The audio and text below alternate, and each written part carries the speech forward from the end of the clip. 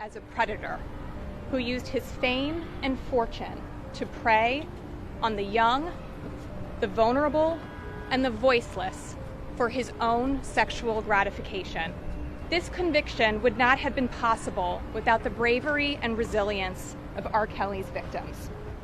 I applaud their courage in revealing in open court the painful, intimate, and horrific details of their lives with him.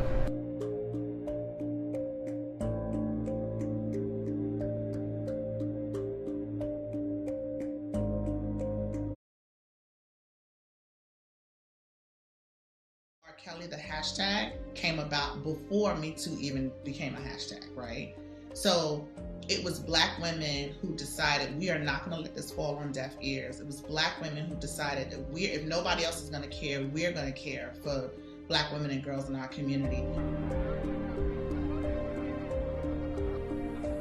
Alleged Kelly used his fame to recruit women and girls to engage in illegal sexual activity, some minors at the time of the alleged abuse. The prosecution vividly describing what they say the alleged victims endured, including claims of getting herpes from Kelly and countering the defense's argument that the women were just groupies.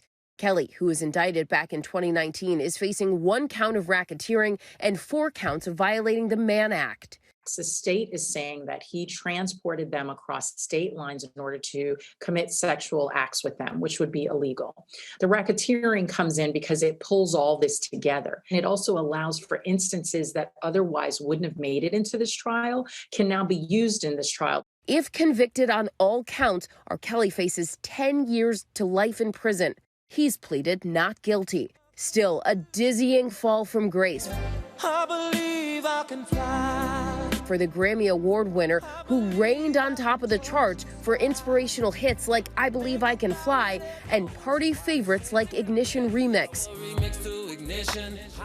But R. Kelly is no stranger to controversy. In 1994, he married singer Aaliyah, just 15 years old at the time. Kelly was 27. His brand and his star was so much bigger than any of the headlines that was coming across.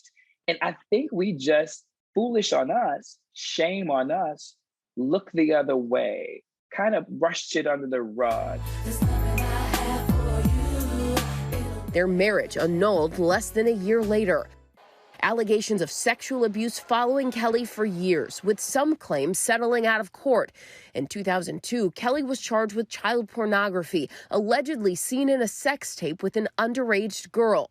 He was acquitted of the charges in 2008. All the while, the singer still climbing the charts. It became like this really unfortunate, tragic way of looking at child pornography in ways that we should have never allowed that to happen. Instead of, did you see it? It should have been, how could he have done that? But things began to unravel for Kelly in 2017 with a news report claiming to blow the lid off a so-called cult run by the artist, according to parents and a former associate who were interviewed.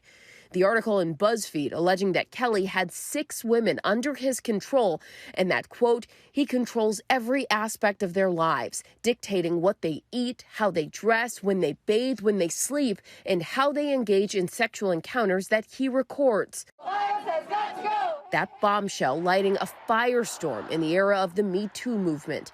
Soon, the hashtag Mute R. Kelly was created, calling for fans to boycott his music. Black Girls Matter! And activists demanding deeper investigation into the singer. Then, in 2019, Lifetime releasing a damaging raw docuseries, Surviving R. Kelly. I'm sorry. Featuring his alleged victims, including his ex-wife, Drea Kelly.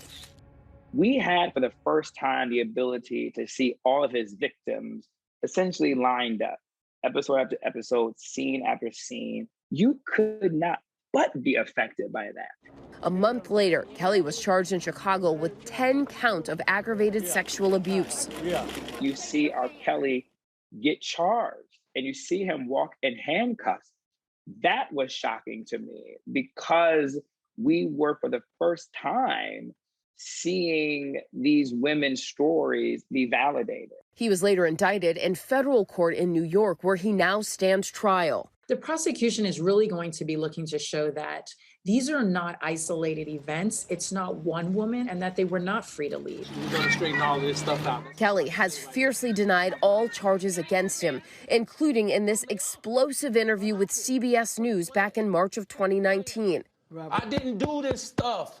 This is not me. I'm fighting for my life. When we look at his defense, we're going to see a lot of information about the fact that he was a highly well-known, sought-after celebrity. So bodyguards are not unusual. And having bodyguards, escort his latest paramour to a room isn't unusual. She wasn't being held captive. She wanted to stay. So we're going to see a lot of that being broken down very specifically. But regardless of the outcome, the singer's legacy forever tainted by the disturbing and graphic allegations depicting him as a serial sexual predator. I think his legacy is going to be more so the absence of R. Kelly, right?